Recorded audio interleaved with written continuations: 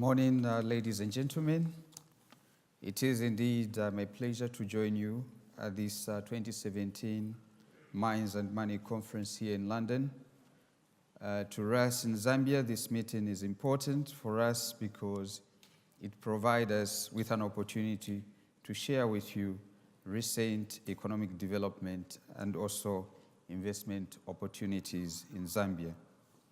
It also accords us with an opportunity to get your views on how we can improve our investment climate for our mutual benefit.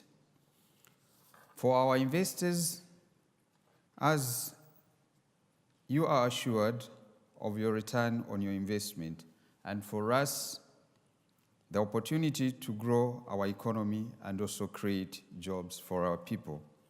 So it's a win-win situation for all of us as stakeholders. Ladies and gentlemen, I'm here to have a conversation with you on the topic, the Zambian economy and the opportunity for innovation and development in the mining sector. I will begin with the developments in the Zambian economy over the past year and the outlook for the medium term. Recent economic development. The Zambian economy has gradually rebounded over the past year. In 2016, real gross domestic product growth was recorded at 3.8% compared to 2.9% in 2015. For 2017, we project growth to be around 4% of GDP and gradually to rise to 5% in the medium term. And the key drivers of the growth are agriculture, energy, transport, communication, mining, and the energy sectors. With regard to the overall macroeconomic environment, this has also shown tremendous improvements.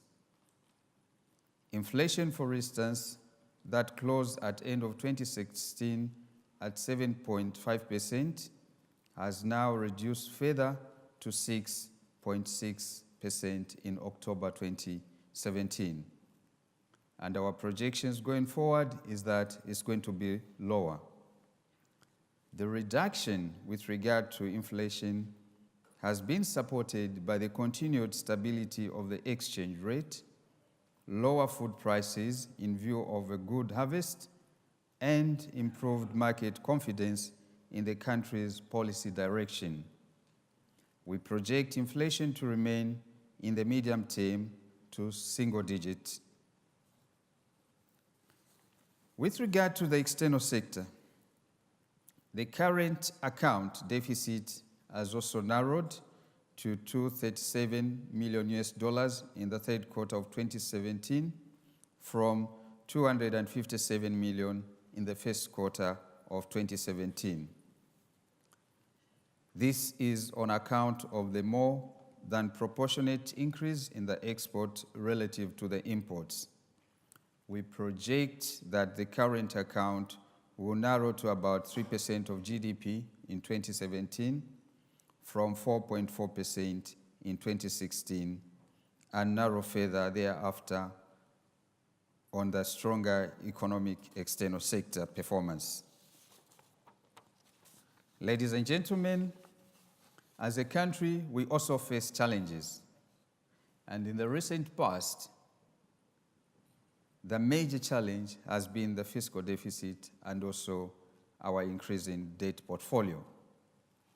In 2016, we recorded a deficit of 5.8% of GDP. Our projection for this year is around 7%, and that's going into a higher deficit. So we need to take mitigating measures in order to reduce the deficit. Because we as government, we are aware that such levels of deficit are not sustainable. It is in this regard that the focus for the 2018 budget fiscal year is restoring fiscal fitness so as to reduce the pressure on the other sectors of the economy, especially the monetary side. We have taken measures to address these challenges. These include the removal of subsidies on fuel and also the realignment of agriculture subsidies. On the other hand, with regard to the revenue side, we are modernizing the tax collection through increased use of automated systems.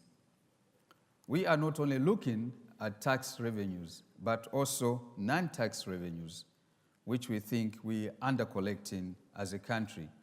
Currently, our revenue collection to GDP stands at 18%, and we think when we look at our peers, they are around 20%, and we think we can do better. So we are looking at the options to widen the tax base. Other measures include rigorous reforms in the public financial management and the contraction of debt. This is with a view to enhance controls and also enhance parliamentary oversight on the executive with regard to debt contraction. Ladies and gentlemen, I will now focus on the mining sector, which is one of the key drivers of our economy. Zambia has a mining history that spans over 100 years, and the sector continues to play a major role in the economic development of our country. The country is the second largest producer of copper in Africa, second to the Democratic Republic of Congo. In 2016, copper production stood at 770,000 metric tons, an increase of 8% from 710,000 metric tons in 2015. Our projections are that copper production will exceed 1 million metric tons over the medium term as some of the new companies ramp up their production. Other than copper, other minerals that are currently being exploited are coal, gemstone, gold. And I also wish to mention that only 61% of the country, geographically and structurally, has been mapped. We are convinced that there are more minerals that are available. So the mapping exercise is being undertaken in the northern part of the country. In this regard, I would urge you all to take advantage of the available geological information so that together we can develop the mining sector in the country further. On the part of the Zambian government, we commit ourselves to continue the mapping program for the remaining parts of the country.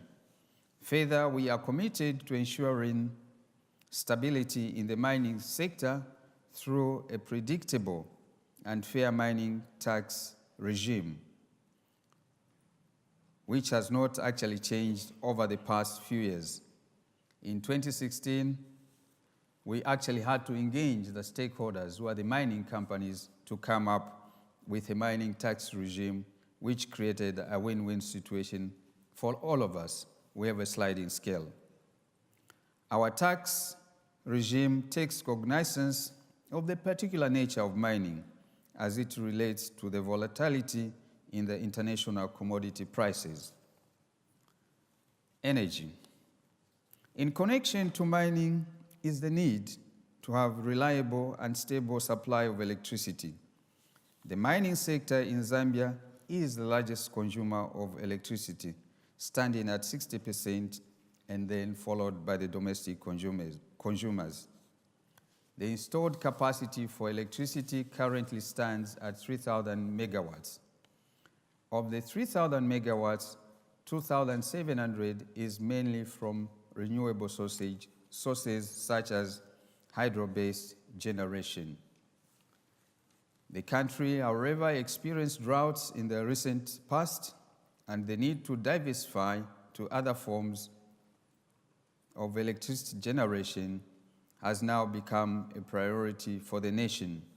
I am happy to inform you that 300 megawatts of thermal power has already come on board from another source, that is Mamba Coleras.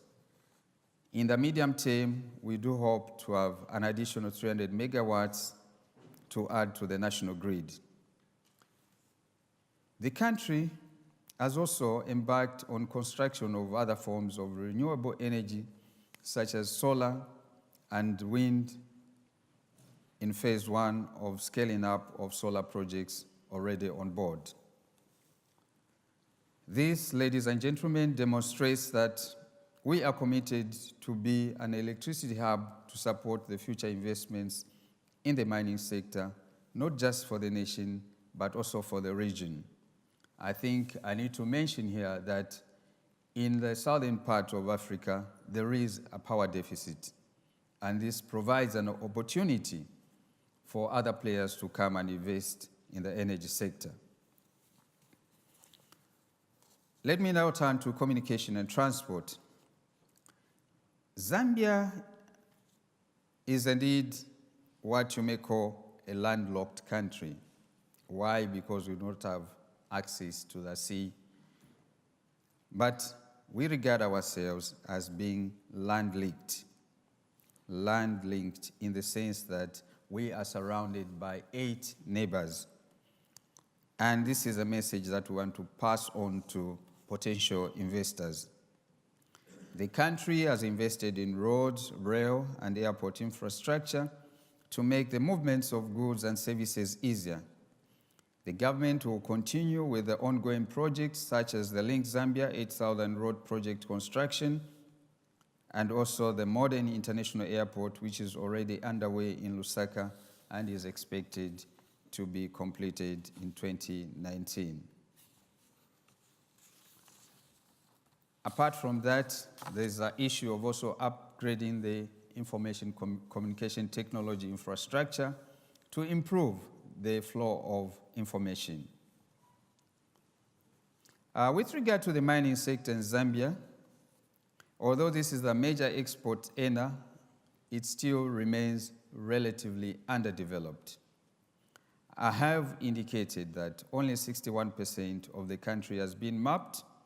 Further investment in production of other minerals, including gemstone, is low. This presents an opportunity for innovation in a number of ways. Firstly, it requires that investors take advantage of the huge potential available for exploration activities. In this respect, government has embarked on carrying out mineral surveys for gemstones, clay, limestone, in order to promote their exploitation. Secondly, there is limited value addition to our minerals.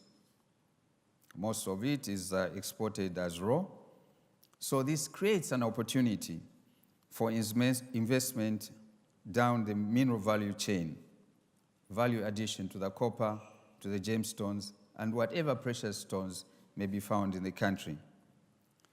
Therefore, I would urge you to come to Zambia so that together we can tap into the vast potential investment that exists.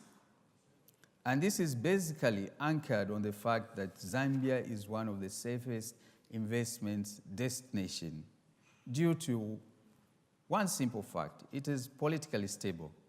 We've been independent for the past 50 years plus. We have had governments transitioning smoothly. If you look at the microeconomic environment, like I've alluded to, it's very stable. So why not come to Zambia? Our rules of engagement are clear. If you look at our exchange policy, it's very liberal. You can bring in your investment today and you can take it out. There are no restrictions. So that makes Zambia one of the best investment destinations you can come across.